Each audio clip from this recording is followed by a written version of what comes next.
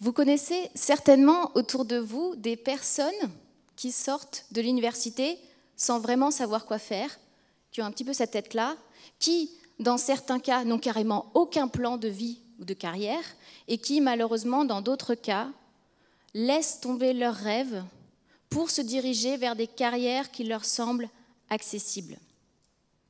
Peut-être avez-vous remarqué que certains de vos amis ou connaissances professionnelles se laissent porter avec ennui dans une carrière qui ne les satisfait pas, qu'ils n'aiment pas, voire qu'ils détestent.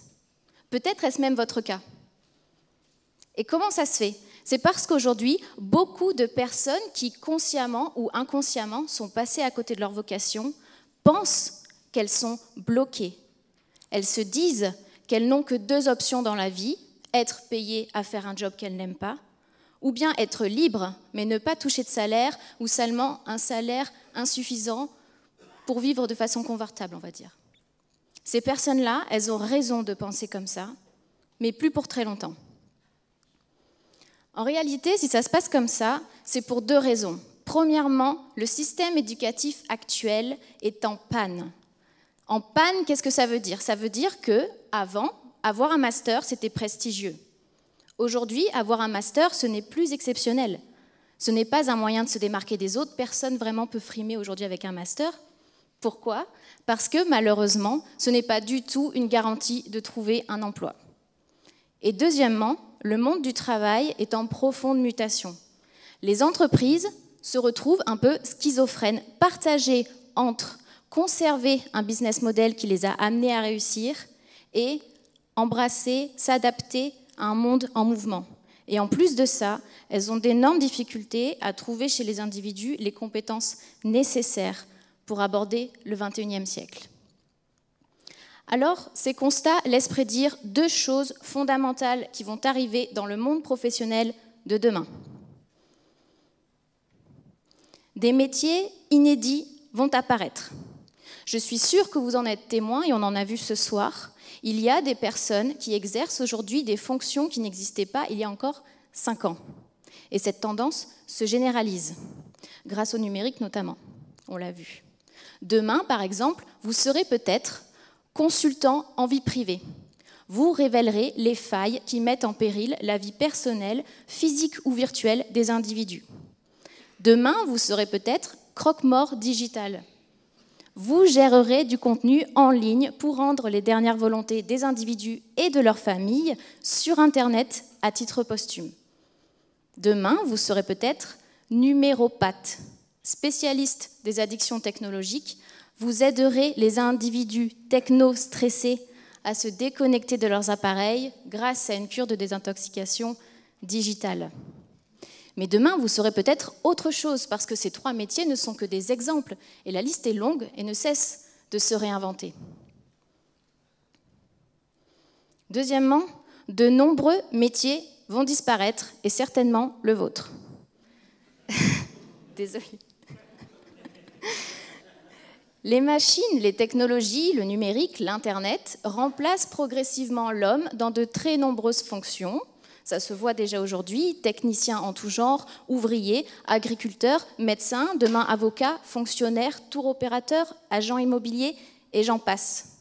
Grosso modo, dites-vous bien que si un programme informatique, un site Internet ou une technologie quelconque est capable ou sera capable de faire votre métier demain, alors préparez-vous à changer de métier.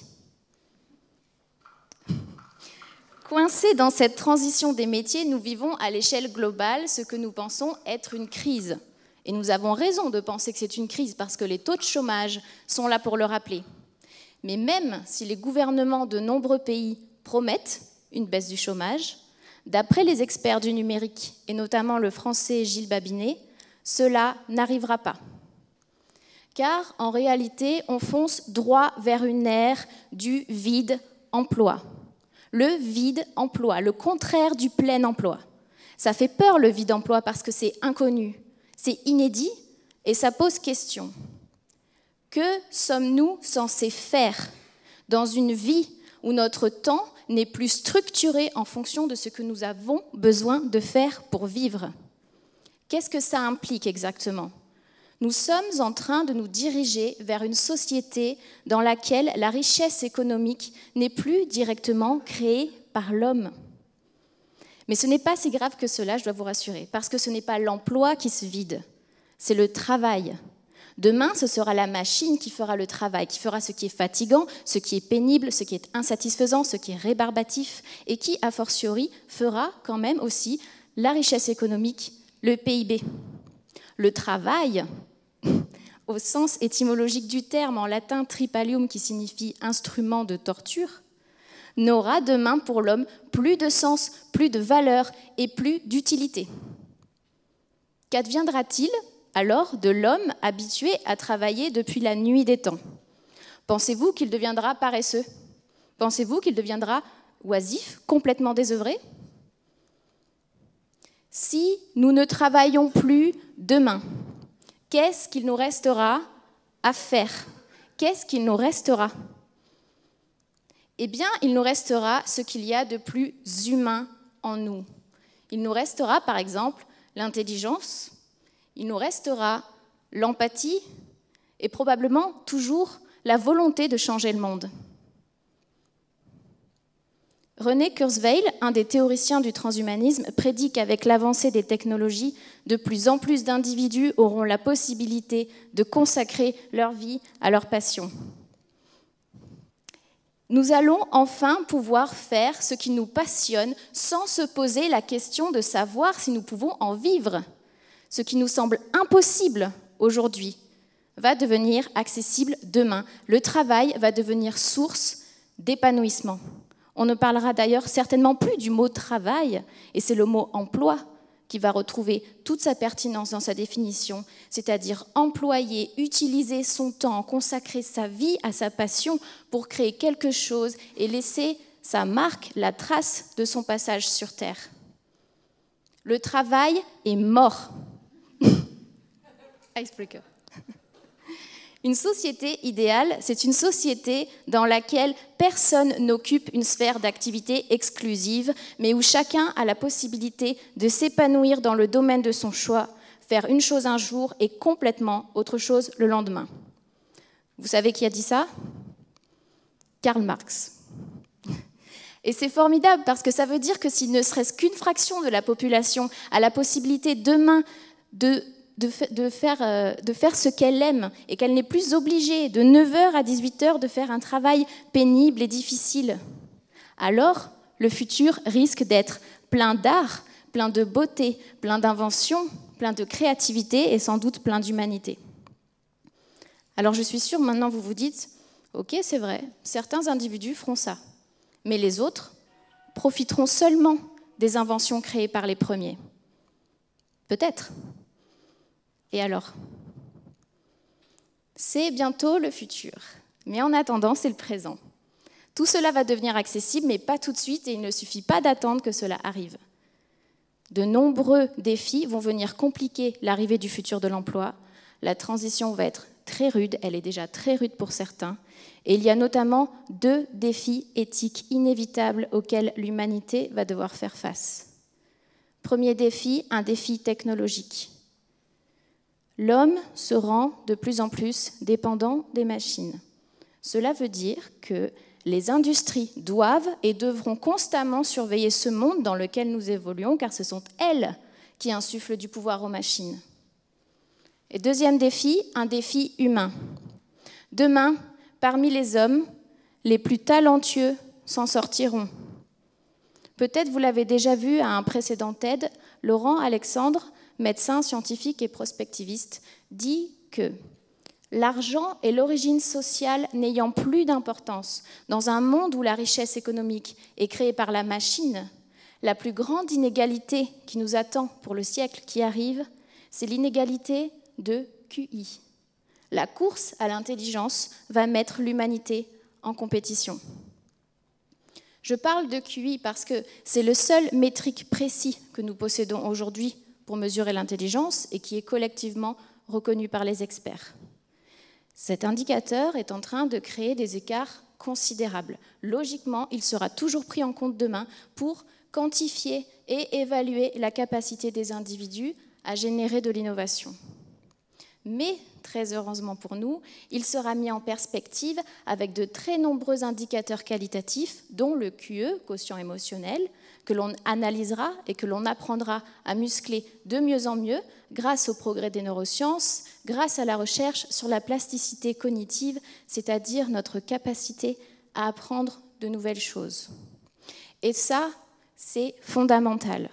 Qu'il y ait demain des personnes plus agiles, intuitives, artistes et créatives, parce que le but de demain, ce sera de remettre de l'humain au centre d'une société qui devient de plus en plus numérique et de plus en plus technologique.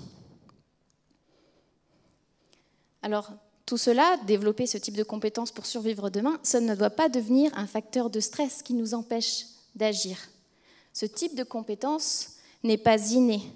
Ça s'apprend, ça s'enseigne, ça se travaille, et tout le monde peut progresser à partir de n'importe quel niveau.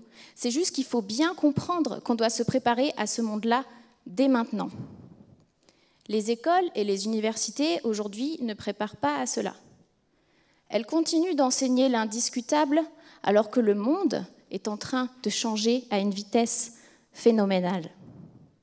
C'est ce qui fait dire à beaucoup d'experts que de nombreuses écoles que nous connaissons aujourd'hui vont disparaître dans les années à venir pour laisser place à un nouveau paradigme plus ouvert, plus humain, plus énergisant et plus créatif. Et c'est déjà visible aujourd'hui. De nouveaux modèles éducatifs sont en train d'émerger pour former, pour préparer les individus à ce futur et à cette nouvelle ère de l'emploi. Et moi, je veux en faire partie. Participer à créer l'école du futur, mais aussi en bénéficier. C'est l'emploi que je me prépare pour aujourd'hui et pour demain. J'ai compris qu'à mon âge et qu'à mon époque, travailler pour et dans l'ancien monde n'avait plus de sens. Inconsciemment, ces dernières années, je me suis dirigée vers une porte de sortie. Après un parcours scolaire en dents de scie, quand j'ai terminé mes études, une fois que j'étais diplômée, et donc au chômage, j'ai enfin commencé à faire ce que j'aimais, ce qui me passionne. Je n'ai pas recherché de travail, je n'ai répondu à aucune offre d'emploi. Mais j'ai détecté une entreprise qui m'inspirait.